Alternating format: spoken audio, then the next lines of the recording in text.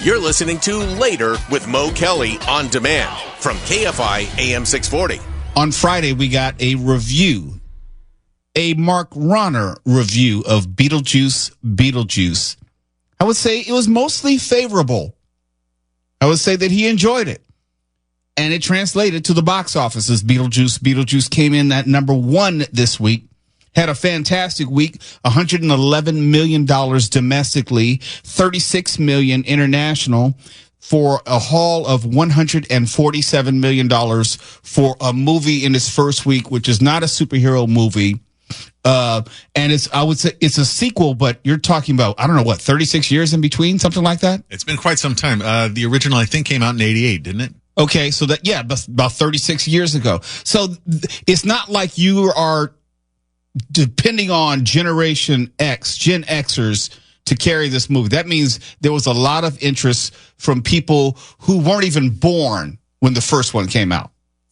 And it's also just really fun. I mean, you can tell from the trailers that everybody needs a laugh right now, I think.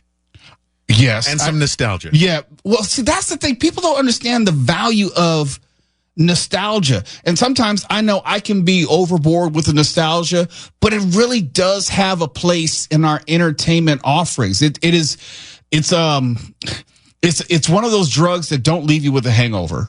No, and also that character, the Beetlejuice character, is just hilarious. I didn't mention it Friday, but there's also been a cartoon of Beetlejuice. I believe there's also been a musical. It's just a fun character.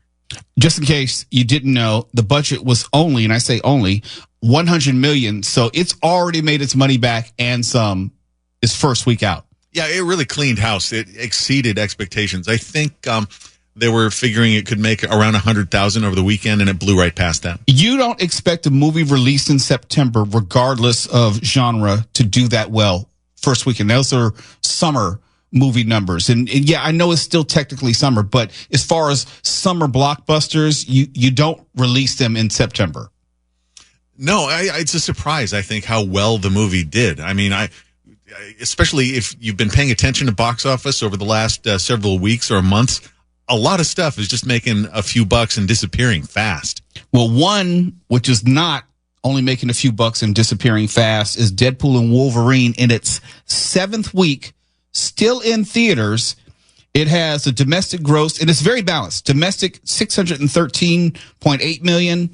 International, $673 million. So it is well received here and around the world for a combined total of $1.287 billion in its 7th week. And I say it's staying in theaters because it's still in 3,400 theaters, which is a lot for a time in which movies don't stay more than a month usually. Yeah. Also, highest grossing R-rated movie of all time. And if you're interested, Ryan Reynolds has about an hour or so interview on the Script Notes podcast. If you liked the Deadpool and Wolverine movie, you must listen to this. It's a great look behind the scenes. Actually, I did not know that. I will check it out. It's been a great podcast for years and years. John August and Craig Mazin, the showrunner of Chernobyl and that mushroom zombie show, whatever it is. Oh, The Last of Us. That's The Last of Us. Yeah, mushroom zombie show. Coming in number 3 is the biopic Reagan with Dennis Quaid. I'm always hesitant to watch biopics of people I have memory of because my memory will get in the way of what I see on screen. Kind of looks like him now, though, doesn't he? No, he does. And, I mean, just if you look at the movie poster of Dennis Quaid, it's like, ooh, that looks a lot like Reagan. For those who don't know, I'm friends with Michael Reagan, and I want to get him on the show again to get his thoughts, because he and I have talked about Ronald Reagan so much, it inevitably colors what I would think of any type of biopic or, semi-autobiographical movie about him. I've spoken with Ron Reagan a number of times, and I appeared on his old MSNBC show once, and they all have pretty strong opinions when anybody deigns to speak for their father. Yeah, no, I'm serious. You are absolutely right, and I wonder how they feel. I mean, I haven't read that any of them are against the movie, but I wonder what they think about the final product. It came in third, $18 million. Domestically, $3 million international, no, just 3,000 internationally. So it's worldwide of 18.1 million in its, I think is this the first week? Second week. So it's doing relatively well. It probably had a very modest budget. Let me look it up real quick. Yeah. 25 million. So it'll probably make its money back, and it'll probably do even better on streaming, or at least it'll have a much longer life on streaming. And I'll probably get around to it eventually, because I do like those movies. It's just that it's can be burdensome. When I remember Ronald Reagan, for example, I remember when he was president. I remember when he was governor. Those are things that it just makes it very difficult to divorce that from something that is not a documentary on screen. So I'll get around to that. And Mark, Alien Romulus is still hanging in there. It's still number 4. It's coming up on 100 million domestically and more than 314 million worldwide. Commercially, that's a bona fide hit. Yeah, it was a mixed bag for me, but there was a lot that I did like about it. But I can see how people would complain about X, Y, and Z. Still, it's a great looking movie, and it's pretty entertaining from start to finish, regardless of how you might want to pick it apart afterward. Well, only way I would pick it apart, and I think I talked about this with you, before I saw it, I was unclear and unsure where it would fit in the larger Alien universe and the different threads. It's like, is it going to tell us something about Prometheus? Is it going to tell us something about Covenant? Is it going to tell us something that we didn't already know?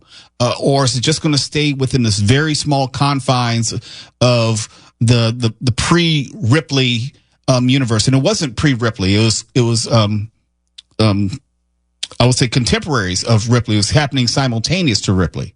I can understand how somebody would get confused about that. And here's what was really funny to me about it. We saw the trailer, Twala and I, and we were both going nuts over it, over the fast moving, jumping face huggers. I liked it a lot more than Twala. I got great pleasure out of listening to Twala just absolutely lose his mind over it and dump on it one day when I came into work and he'd just seen it. It's so funny because even though the three of us really love movies and entertainment, our likes and dislikes are very different. Very different. You can see a movie one way and love it, and I can come in and say, like, what the hell were you looking at, Mark? Are you talking specifically about the argument we started our day with? No, but that was just one of them. It's not the only one that we've ever had about movies or things that we see. Like, for example, we kid, but I'm serious. You know, you love the TV show Kung Fu. I hate that thing. Well, and I'm being patient with you because I think that life is a process of overcoming your ignorance. Wow. I heard Twala laugh from down the hall. Yeah, that was a good one. That had some resonance to it. That hurt me. That hurt me that Twala would laugh that loud over an insult like that. Well, he'll see the light someday, too. It's a magnificent show. Gosh. All of you. Don't come in here now, Twala, trying to clean it up. Still laughing. Do you want me to wait? Do you need a moment? I'm good. Okay. It's Later with Mo Kelly. KFI AM 640. We're live everywhere in the iHeartRadio app. You're listening to Later with Mo Kelly on demand from KFI AM 640. And during the past couple of breaks, I was able to see the video, the body cam video for the Tyreek Hill detainment. And some of you have sent me some messages. You sent me the video as well. It confirmed my concerns. I'm trying to figure out what Tyreek Hill did to warrant that type of physical response being dragged out of his car. When I find it, I'll let you know. But I've seen the body cam video, and it's very concerning because at one point he's in handcuffs, sitting on the curb, and then one of the officers put him in a headlock. So to Aaron, who hit me on Instagram at Mr. Mo Kelly, who said maybe you should watch it before speaking the rhetoric you are on the radio. Aaron, I've seen the body cam video right now, and it confirms my concerns. I don't know what you thought you heard when I was speaking to Jackie Ray earlier, but when he's sitting on the curb and they put him in a headlock, when he's already in handcuffs, that's probably outside of department policy. Probably. And I say probably because they've already put this guy the guy, the detaining officer on administrative duty. But we'll see how it plays out. I take back nothing that I said. Absolutely zero. But along the lines of sports, DirecTV, remember that story? We were telling you about how there was a blackout of ESPN and ABC and Disney channels. People were upset about missing their NFL games, their college games.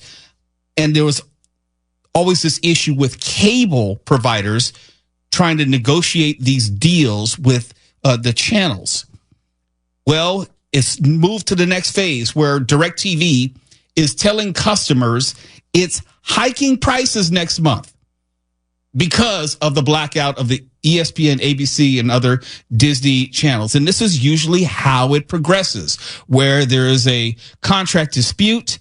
You'll have a blackout of maybe a couple hours to a couple of weeks, losing certain channels.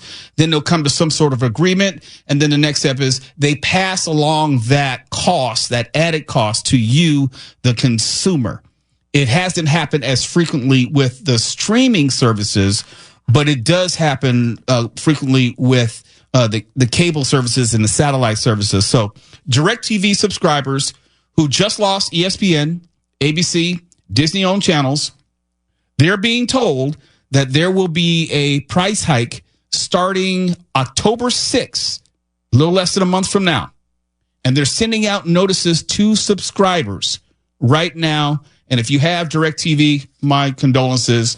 Told you I got rid of DirecTV a long time ago for this just type of reason and others. But this is what DirecTV had to say. Quote, "We're adjusting the price of your television package in order to remain competitive in the marketplace while still delivering the best possible programming." Adjusting. Look, just give it to me plain. You know, it's like, this may pinch a bit. Oh, yeah, okay, I got it. It's going to hurt. TV networks are continuing to increase the fees they charge DirecTV for the right to distribute the content they produce, including movies, shows, and sporting events. We remain steadfast in our commitment to bring you the best programming at a fair and reasonable price while also gouging you. I put that last part in. As of October 6th, the price of DirecTV Stream Choice is going up by $6. $6 out of nowhere to $115 a month. And DirecTV Stream Ultimate is increasing $10 to $129 per month. So for the DirecTV Stream Choice, it's going up $72 per year. Let me put it in those terms. And the DirecTV Stream Ultimate is going up $120 per year per subscriber, all in 1 month. Something tells me that DirecTV is raising prices more than the cost increase of keeping that entertainment. I have no data to prove that. It just seems that such a hefty price hike in 1 month tells me that they're probably getting more than they actually need. They're like anticipating a future disagreement, and they're trying to get out in front of it now. So let's charge them $10 a month now, extra. DirecTV satellite packages are also getting price hikes between $2 and $10 monthly, depending on tier. Also effective starting October 6th. I am so glad I'm done with them. Oh, wait, there's more. Regional sports fees for some satellite customers will be increasing by up to $2 monthly, depending on zip code. Well, that ought to tell you. And yes, they're going to blame the companies like Disney, and because they have so many channels, Disney, ABC, ESPN. But that price for all of maybe 6 or 7 channels, that math doesn't work. $10 a month? No, that's insane. You know, every now and then there'll be a movie or a TV show where somebody just cracks and decides they're going to be honest about ads. And just once, I would like one of these companies to announce, we've decided we'd like to extract more money from you because we're greedy. I would admire that so much that I'd almost be happy to pay it. Just say that instead of saying we're trying to do our best to give you the fair, most reasonable price, yada, yada, yada, blah, blah, blah, every month. It's not true. Yeah, this adjustment. Yeah, but stand still while we perform this adjustment on you. Yeah, hold still. All right. Here we go. We remain steadfast in our commitment to bring you the best programming at a fair and reasonable price. It's not fair and reasonable to suggest that you had no choice but to raise all prices across all tiers and all services from anywhere to $6 to $10 per month. It doesn't make sense. We'd like to give our CEO a golden parachute of approximately $50 million, so you'll be paying an extra $10 a month now. Thank you. When we come back, we're going to pay our respects to the legendary, now late, James Earl Jones, who passed away today at the age of 93. You're listening to Later with Mo Kelly on demand from KFI AM 640. Ray, people will come, Ray. Yeah. They'll come to Iowa for reasons they can't even fathom. They'll turn up your driveway, not knowing for sure why they're doing it. They'll arrive at your door as innocent as children, longing for the past. Of course, we won't mind if you look around, you'll say. It's only $20 per person. They'll pass over the money without even thinking about it. For it is money they have and peace they like. Ray, just sign the papers. And they'll walk out to the bleachers. And sit in shirt sleeves on a perfect afternoon. They'll find they have reserved seats somewhere along one of the baselines where they sat when they were children and cheered their heroes. And they'll watch the game. And it'll be as if they'd dipped themselves in magic waters. The memories will be so thick they'll have to brush them away from their faces. Ray, when the bank opens in the morning, they'll foreclose. People will come, Ray. You're broke, Ray. You sell now or you lose everything. The one constant through all the years, Ray, has been baseball. America has rolled by like an army of steamrollers. It's been erased like a blackboard, rebuilt and erased again. But baseball has marked the time. This field, this game, is a part of our past, Ray. It reminds us of all that once was good, and it could be again. Oh, people will come, Ray. People will most definitely come. KFI AM 640. It's Later with Mo Kelly. We're live everywhere on the iHeartRadio app. And that was just one of the many iconic moments of one James Earl Jones. I think people discovered him. Of course, when you're talking about a career which spanned more than 70 years, people discovered him and fell in love with him and his voice at different points along the way. Of course, he was the voice of Darth Vader, and maybe most people associate him with that. But until today, there's never been a day in which I did not know of James Earl Jones. And what I mean by that is I was introduced to him at a very young age. This is before Star Wars. This is before Field of Dreams. This is before he was the voice of CNN. That iconic booming baritone voice was just known everywhere. I was introduced to him in movies like The Great White Hope or Claudine, Bingo Long, Traveling All-Stars, and Motor Kings. He was a household name in our house. My father would sit me down and say, "Hey, you got to watch this movie." And I remember it was Bingo Long, Traveling All-Stars, and Motor Kings. And when you look at it, it was a veritable who's who of African-American entertainers back then, when you had obviously James Earl Jones, you had Billy D. Williams, you had Richard Pryor, you had Tony Burton. If you know anyone who's a Rocky fan, they know who Tony Burton is, and so many more. Ted Ross, who was a part of The Wiz, Mabel King, who was also part of The Wiz. But James Earl Jones was a part of that legion of actors who transcended whatever they were in.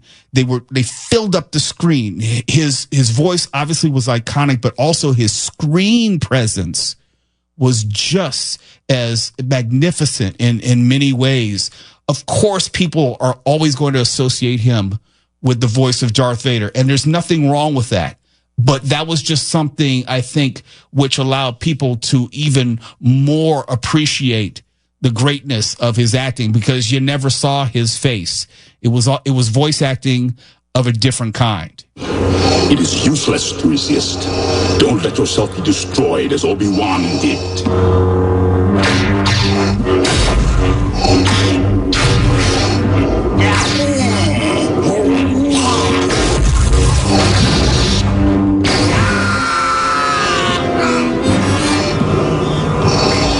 There is no escape. Don't make me destroy you.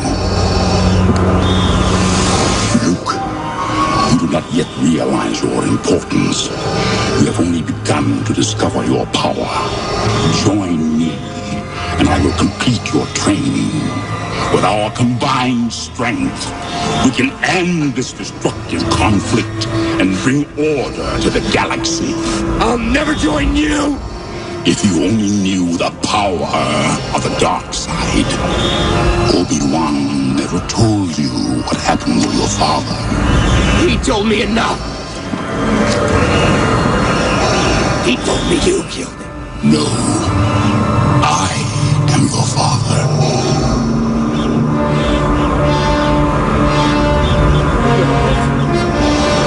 No.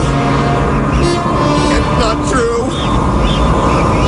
That's impossible! Search your feelings. You know it to be true.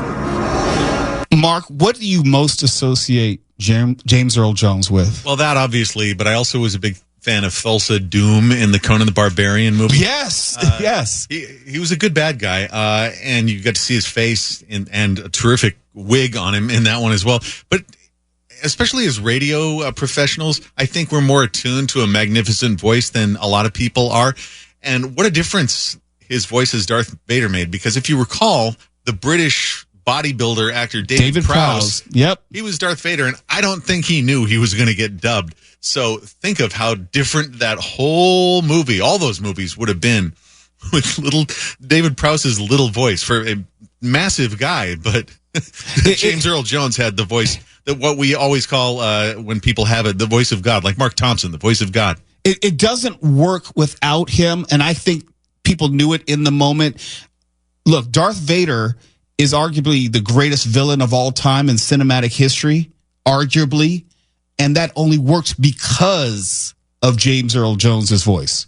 Oh yeah, imagine in that frightening black metallic costume, and then just kind of like your regular guy next door voice. No. That the voice made the character, absolutely. But people forget or sometimes need to be reminded that he was an EGOT winner. He won an Emmy, he won a Grammy, he won an Oscar, he won a Tony, and that's because he had this wide array of talents, which included even comedy, because there's a generation who will always associate him with maybe The Lion King, or they'll associate him with Coming to America. What'd you say to my daughter? I told her the truth, that Akeem could not be interested in her. How can you be so sure? Oh, come now. Our son cannot consort with such a girl. Hey, now, wait a minute. Oh, huh? I know you have been inconvenienced, and I'm prepared to compensate you. Shall we say 1 million American dollars? No way. Very well, then, 2 million. You haven't got enough money to buy my daughter off. Nonsense. Joffrey, apologize to Mr. McDowell. I will do no such thing. The man is beneath me, and so is his daughter. I don't give a damn who you are. This is America, Jack. Now, you say one more word about Lisa here, and I'm gonna break my foot off in your royal ass. Pardon me?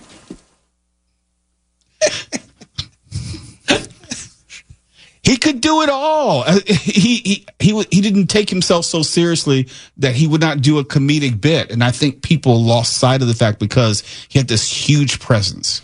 I think for most people, they would automatically go to Darth Vader. But for me, King Jafar from Coming to America is my hands down favorite character.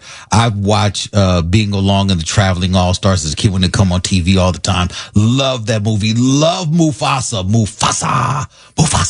Love that film, or his role in that film.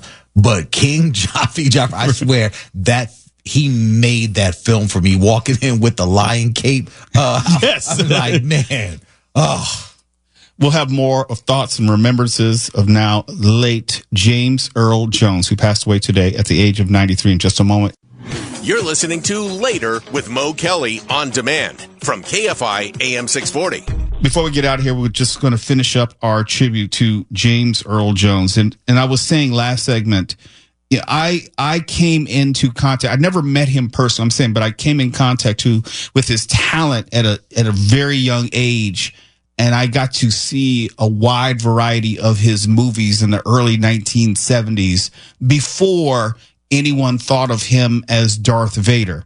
But Darth Vader will always be part of his overall legacy, and it will be contributing to his legacy going forward. If you didn't know, James Earl Jones was prescient enough to, I'll say, sign a deal in which they would be able to use his voice in perpetuity. Now, Mark Ronner is not going to like this because there is an AI component to this. Well, it was with his permission, though. Yeah, no, that's what I'm saying. This is where AI can do some good in the terms of creation of content, where it's not James Earl Jones just reading the phone book and they're trying to piece together words and phrases that don't even make sense like they did in the movie Sneakers. Right, and he lived long enough to see that Star Wars became a massive cultural it changed all of pop culture. But when, say, Alec Guinness played Obi-Wan, he thought it was just trash. He did. He didn't understand it. He didn't like it. You know why? Because he was Sir Alec Guinness. It was beneath him. Right. But James Earl Jones, as you mentioned, could and did do pretty much everything. And he was just a constant presence in our lives from our whole life. He did stage stuff. He did drama. He did comedy. And then this one it was knocked off from old serials like Buck Rogers. He does this, and it becomes the thing he's best known for. Well, think of it this way. He will get to, when I say he, the James Earl Jones estate will get to benefit from it in perpetuity. It's not just movies. It's not just television specials. It's also video games. It's anything that will ever have Darth Vader in it. Cartoons. The James Earl Jones estate will be connected to it because they will be using his voice or the facsimile of it with AI's help. Yeah, as long as, I don't think anybody involved with Fred Astaire wanted to see him dancing with a vacuum cleaner, 20, 30 years ago when this stuff really began in earnest. But if Jones and his estate and his family are cool with it, more power to him. Get him paid. Well, there are different levels to this. There's the Fred Astaire version, and there's also like the Natalie Cole version where she was singing with her father in Unforgettable using his voice. And even in the video version, I remember I was working at the Grammys at the time. They used video or facsimile of him in the video. So there's always going to be this push-pull with the technology and those who are no longer with us.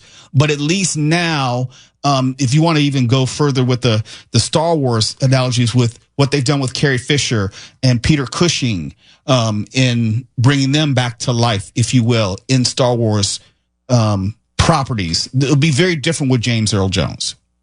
Yeah, it's a case-by-case thing. If it's done with taste and with consent, then it gets more acceptable than just AI harvesting all of us, No, but even with Peter Cushing and Carrie Fisher, those were both done with consent, but there were differing feelings about how they were used and whether it was appropriate to use them at that time. I know with Carrie Fisher, it was a little too fresh, I think, for people. Yeah. I'll tell you, though, as a longtime Peter Cushing fan, I love the old Hammer films, the Dracula Frankenstein films he did. I was overjoyed to see him in that incarnation in Star Wars. And I don't know if it makes me a hypocrite or what, but I was just pleased to see him. I was, too. In that example, they had a physical actor, and then they mapped Cushing's face onto him. But the technology is getting better and better. So, early on, it didn't seem quite right as far as the physical manifestation, on screen. But vocally, we won't be able to hear a difference. Going back to James Earl Jones, he did his lines for the movie Rogue One. And you could tell even then that his voice was beginning to falter. He didn't sound like the James Earl Jones that we originally knew or expected. It sounded a bit hollow. I think I remember what you're talking about, and I remember seeing that movie at the Cinerama in Seattle and noticing that. But try to remember that like the chill you got the first time you saw Darth Vader on the screen when you were a kid and you heard that booming voice. I mean, there are people like who do these lists, these video lists of great entrances of all time. So you'll get like this push, this dolly zoom of John Wayne in Stagecoach, and then Darth Vader's always in like the top 5. Always. It's one of the best villains, and it's always linked to the voice of James Earl Jones, because you don't get to see the face of Darth Vader. You only get to hear the voice, and the commanding presence of James Earl Jones's performance makes it unmistakable and timeless. And what actually we've seen done where they were able to go back and re-enhance his voice is in the Obi-Wan series. They used his voice and they used a layering to make it thicker and make it more deep and more menacing. So that way we saw him back to true form. And that was the thing that everyone walked away from the Obi-Wan series like, oh my God, that's how we want to see Darth Vader. And now they can do that because they have the rights. They have captured it. And I think as far as thinking ahead and leaving something for your family forever, they're going to be making Star Wars films, television, video games, cartoons, whatever, forever and a day. You have now made sure that your family will have a legacy or funding, however you want to look at it, forever. What I want to see, well, put it this way, I kind of knew it was trending in this direction because James Earl Jones had removed himself from public life for a while now. When you don't see someone for a while, we saw him, last time we saw him publicly for me was the Coming to America 2. That was the last thing I saw him on screen with. I don't remember him doing any interviews. He just kind of disappeared from public life. And I thought it was trending in that direction anyway. So it was less of a surprise today and more like, yeah, acceptance, because he had given us 93 years. He had worked relatively recently. And if you saw Coming to America 2, it was kind of foreshadowing this moment, because Coming to America 2 was about the death of King Joffrey Joffrey in Coming to America and preparing for that and what his legacy would be within that cinematic universe. And I just kind of like saying they're almost like they're self-aware to a certain degree. Yeah. He will definitely be missed. And I don't think that it's an understatement when you look at any review, any report on this, and each and every one say that he is one of the greatest actors to ever grace the screen or stage, period. Not just here in the U.S., but internationally. He was internationally known for his talents. KFI AM 640, we're live everywhere on the iHeartRadio app. Turn off the teleprompters and put down some tarps. This is going to be messy. Trump versus Harris in the ABC News presidential debate simulcast live on KFI tomorrow evening at 6 p.m. KFI and KOST HD2. Los Angeles, Orange County. Live everywhere on the iHeartRadio.